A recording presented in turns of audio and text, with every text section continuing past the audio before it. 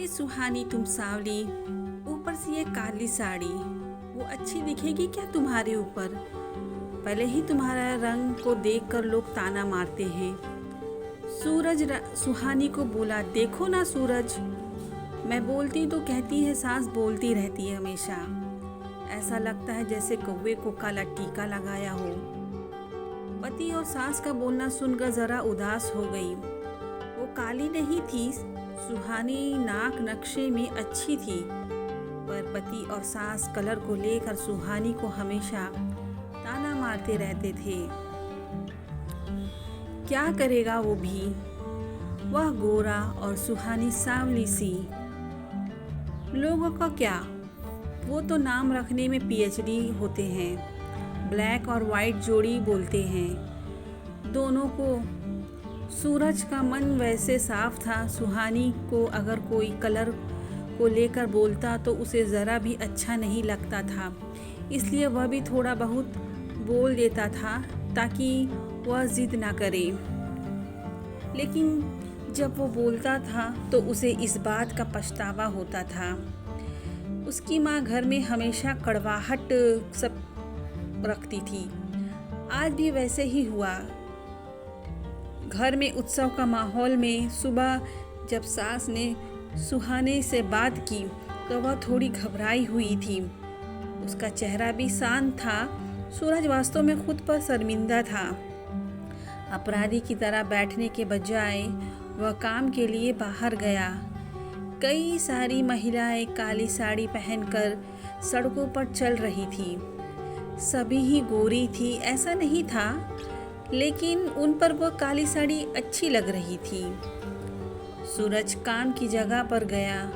उसका बचपन का दोस्त चंकी और उसका पूरा परिवार साथ में था। जान पहचान हुई तभी पीठ के पीछे से चंकी की पत्नी आई। वह भी काली सांवली सी थी। काली साड़ी पहनी हुई थी उसने। पीछे से एक आवाज़ आई, प्रीति दीदी, अच्छी दिख रही हो आप। आपकी साड़ी भी अच्छी है और आप भी अच्छी हैं। प्रीति के चेहरे पर खुशी आई।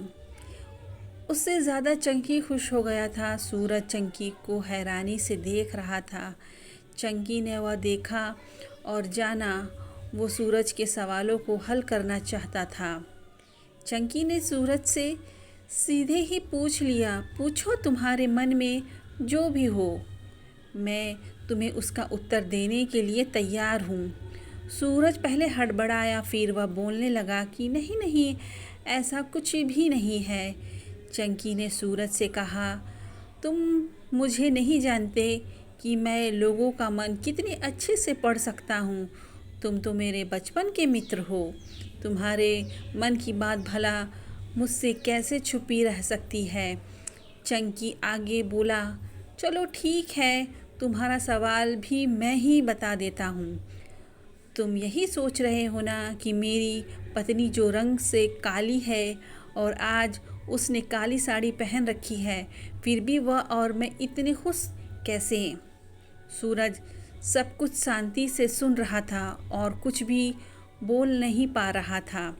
चंकी बोला, काला रंग ऐसा रंग है जिसमें दुनिया का कोई भी रंग मिला दे वह कभी भी नहीं बदलता, यानी कि किसी और रंग की संगत में वह अपना अस्तित्व कभी नहीं छोड़ता।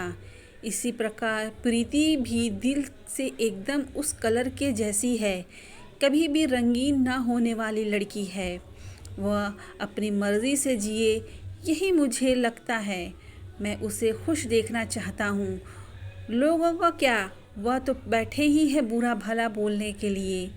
गोरी औरत रही तो छिपकली बोलते हैं, काली होती है तो चूहा या कौवा बोलते हैं। क्या क्या नहीं बोलते हैं लोग। ताना मारने वाले मारते रहें, हमें हमेशा खुश रहना चाहिए। वही मैं अब कर रहा हूँ। वो सुबह मुझे बोली, मैं कैसी दिख रही हूँ, अच्छी लग रही हो तुम। ऐसा बोलने पर उसके चेहरे पर वो कोलगेट स्माइल देखकर मुझे सकारात्मक ऊर्जा मिली। घर से बाहर निकले तो सभी बोलने लगे कि अच्छी लग रही हो भाभी, हम दोनों ने अच्छे मन से यह बात सोची। कोई ना कोई ताना मारने के लिए बोला ही होगा ना, उस वजह से जीने की दिशा क्यों बदले। सूरज को उसके घर का सुबह का माहौल याद आ गया। वह खुद पर ही चिढ़ने लगा। उसे लगा वो सचमुच में गलत था। मैं ही सुहानी को दुख देता हूँ, उस वजह से सब उसे बोलते हैं। अब मुझे ही अपनी भूल सुधार कर उससे माफ़ी मांगनी होगी। उसने हंसते हुए चंकी को अलविदा कहा। अपना काम निपटाकर वह साड़ी की दुकान पर गया। सुहानी के लिए उसने काले रंग की साड़ी ली और घर गया। घर जाने के बाद सुहानी शांत बैठी थी। उसने सुहानी को आवाज़ दी और साड़ी उसके हाथों में रख दी। सुहानी को ज़रा अलग ही लगा।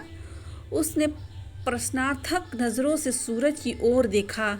उसने बॉक्स खोलकर देखा तो काले रंग की साड़ी थी उसमें। सुहानी, मैं लाया हूँ तुम्हारे लिए यह साड़ी, आज पहन के दिखाओ कैसी दिखती हो तुम। अच्छी नहीं दिखी और अच्छी नहीं लगी साड़ी तो बदल देंगे साड़ी को, देखने तो दो कैसी दिखती हो तुम इस रंग में। सुहानी को ज़रा अच्छा लगा। चलो तैयार हो जाओ जल्दी जल्दी, हम ज़रा बाहर जाकर आते हैं। एक क्लाइंट के पास जाना है, उन्होंने बुलाया है जोड़ी में। सूरज का बोलना सुनकर सुहानी तैयार होने गई। काली साड़ी उस पर, हल्का सा मेकअप और लंबे बालों की चोटी। सूरज भी क्या, सूरज की माँ भी सुहानी को देखते ही रह गई। सूरज बोला, सुहानी सॉरी। हाँ, अरे लोगों की बातों में आकर मैं तुम्हें हमेशा बोलता रहा और खरा सौंदर्य किसमें है यह मैं भूल गया था।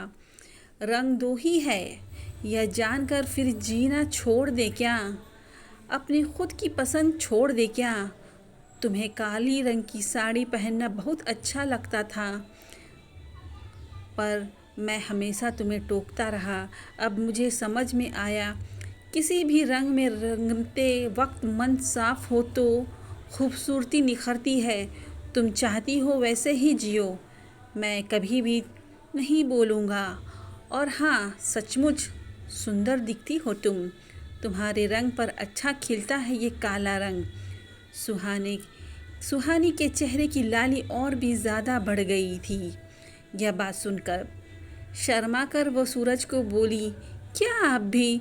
सूरज ने सुहानी का मुस्कुराता हुआ चेहरा देखा और उसके बदले हुए विचारों से सूरज खुश हुआ।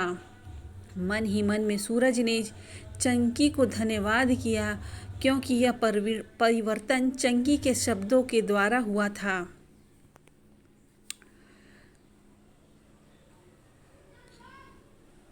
तो हमें इस कहानी से ये सबक मिलता है, खूबसूरत दिखने के लिए खूबसूरत दिखना ज़रूरी नहीं, बल्कि खूबसूरत सोच होना ज़रूरी है। इंसान का अगर मन सुंदर है तो इससे कोई फ़र्क नहीं पड़ता कि वो किस रंग का हो। आपको ये प्रेम कहानी कैसी लगी हमें कमेंट करके ज़रूर बताइए, क्योंकि आपके कमेंट्स ही हमें और ही बेहतर लिखने के लिए प्रेरित करते हैं। और मेरे अमीना कहानी वर्ल्ड को सब्सक्राइब करना ना भूलें। थैंक यू, आभार। चैनल पे दोबारा आइएगा। धन्यवाद।